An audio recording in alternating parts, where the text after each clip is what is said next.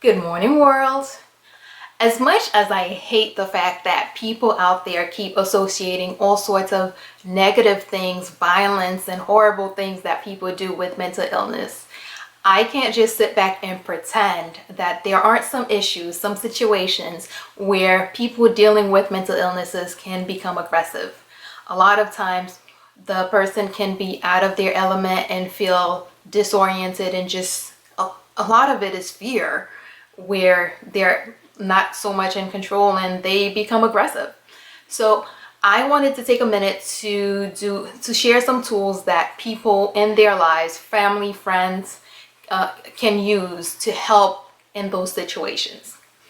The first thing you need to do is you need to recognize the triggers.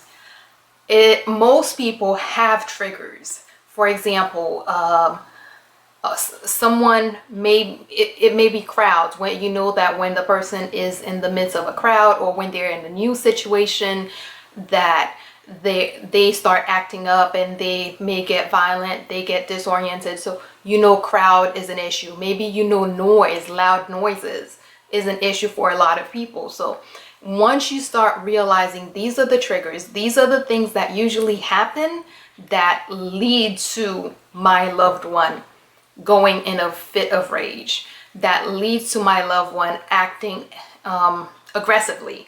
So once you start realizing this happened and it led to that result, and you know what the triggers are, then you can start finding ways to mitigate the symptoms or the results of those triggers. Maybe you avoid situations where there's going to be loud noises. Maybe you avoid crowds. Maybe you know that your child gets really aggressive because when you and your spouse are arguing and your voices are raised. Okay, so maybe you and your spouse needs to take time to have your discussions later. Maybe you and your spouse need to learn to control your voices in the midst of arguments. So when you know the triggers, then it becomes easier to put things in place so that a crisis does not happen, so that a crisis can be prevented, I guess. The second thing is you have to have a safety plan. Depending on the size of the individual that you're dealing with, sometimes it may be a child where it's easy to contain them, to get their behavior back in check. But maybe the person is 6'4", 360 pounds, and you can't really physically restrain that person. The first thing we have to do is a safety plan, both for you and the people around, as well as for the individual who is dealing with the issue. Because a lot of times when a person is in that level of aggression, they're not so much concerned about, oh, I'm gonna hurt you, but I'm not gonna hurt me. They may do things that can get you hurt, and they may do things that can get them hurt. So the first thing you need to do is figure out what needs to happen when this person is in a moment of aggression, when they're in crisis. What needs to happen to make sure that I am safe? What needs to happen to make sure that when my husband is in crisis, my children are safe? What happens so that when my son is in crisis, my husband is safe? You need to plan safety for every person around, including the person who is acting out. Because again, a person in crisis may not be thinking about their own safety. So you, the more level-headed person who is not in crisis, need to have that plan. And of course, the earlier that's done, because you don't want, safety planning is not done in a moment of crisis. Safety planning is done when things are calm and everyone is thinking. That way we know when this happened, this is the next step.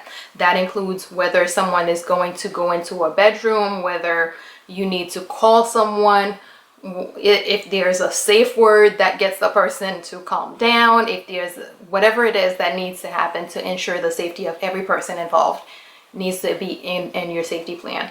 And that even means if maybe your 3-year-old needs to have his binky when he goes into retreat in your bedroom. So that part may need to be included in your safety plan, because imagine you have a great safety plan that involves your 3-year-old going into your bedroom and you don't have his binky, and now he is crying out, he's being loud, agitating the other person who's already in crisis. Every little detail of your safety plan needs to be included in there, every detail. Next is to develop an action and recovery plan. Because when the person is in crisis, you can't just, oh, okay, he's in crisis now and we'll just chill and wait until, it stops. It doesn't work that way. You need to be able to plan on, okay, what needs to happen? Does this person need to get services? Is there a medication that needs to be provided? If it is, does this child need to be restrained? Everything that needs to happen to get the situation from that elevated level of crisis back to normal, calm, and peace. Whatever it is if someone needs to be called, if there's maybe it's a kid and there's a particular song that you play that gets them to, that automatically brings them back. Whatever the situation is, you need to know what needs to happen to get this person from crisis mode back into normal. And sometimes it may be that you are waiting. It may be that there is time. You have to give the situation time to de-escalate. But if that's the situation, okay, you need to give time to de-escalate. How much time does it take for the situation to de-escalate? What am I supposed to do? What do I do with my 2-year-old while my husband's crisis is de-escalating? Your action plans include how you interact with the person who is in crisis, as well as how you interact with the other people around. What do the other people around need to be doing to help bring the situation back down to calm? So, of course, pretty much your action and recovery, pretty much, yeah. Getting the person back from, what do I need to do to mitigate this crisis? What do I need to do to get things all the way back down to normal? Keep needed resources close. I have asthma. It's pretty cool most of the time, but I know it is triggered by certain activities such as exercising. So what do? When I go to the gym, first thing I make sure I get, before gloves, before anything else, I make sure I have my inhaler, because that is a needed resource.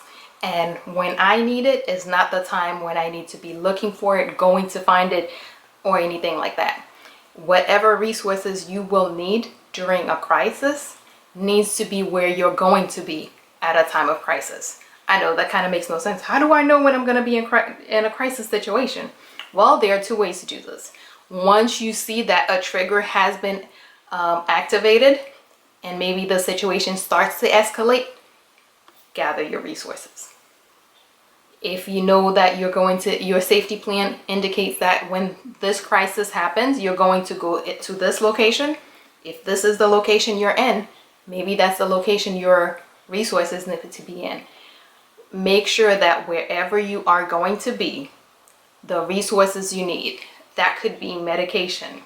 That could be depending on the type of crisis and the size and the parties involved, maybe it needs to be restraints, or maybe it needs to be, did I already say medication? If I didn't, medication. Maybe it's a number for somebody that you can call. Maybe it's a person that you need to go get from upstairs, downstairs, whatever it is. Different people will need different resources. Different situations require different resources. But once you develop your action plan, you should know what the resources are, because your action plan tells you, okay, this is what I need to do in order to bring the situation back down to normal or to calm. So if these things are going to be needed as part of your action plan, you need to make sure that those things that you need to activate your action plan, you need to make sure that those are close at hand. And close at hand doesn't mean that you're going to have to walk past the person in crisis in order to get the resources. The person in crisis cannot be between you and the resources that you need. So close at hand means that you can access them without interfering with the crisis situation. And finally, conscious debriefing. Crisis situations can cause damage to relationships. Things can be done, things can be said, people can be upset after a crisis. And it's normal for us to just want to, okay, let's just kind of act like this didn't just happen and that my son didn't just push me into a wall and break my arm. It's easier to pretend that things didn't happen like that, but we know that we remember things, and sometimes depending on, again, situation and person, there is a way to debrief. Okay, maybe you need to address the situation with your son.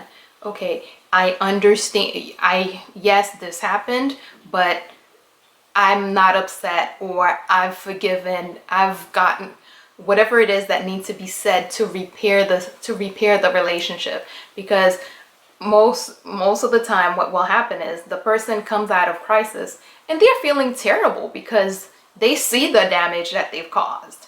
But if we're all pretending that it didn't happen, then it can't really be addressed. So now the person is in that feeling of trauma because not only did they just do that, they don't know what to do because everybody's pretending it didn't happen.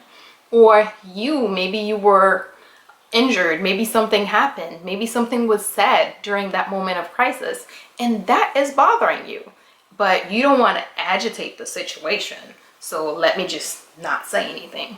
But instead of having the two different sides feeling their own guilt, feeling their own issues about it, it's good to have a clear, okay, this is how we debrief after a crisis situation. Just like you do at any major company. Treat your family, your situation like a major company. Plan a debriefing. This is what we need to do. If you already know as a family, this is how we're going to debrief, you know that one, the person in crisis already know that this is how it's happening, and you already know that this is how it's happening. So things that are said shouldn't be as much of a surprise. They shouldn't cause more of an issue once it is said. Okay, so that is all we have for today. So let's do a quick recap. First thing you do is you need to recognize the triggers of a crisis happening. And second is you need to make sure that you have a safety plan. And then you need to develop an action and recovery plan. That your safety plan is to keep you and any others involved safe. That includes the person that is in crisis. Your action and recovery plan is how are you going to get the situation from a 200 down to maybe a 10, maybe a 0, whatever calm, whatever the norm is for your family. How do we get the situation back down to calm? Make sure that you keep whatever resources that you need to make sure that your action plan can take place.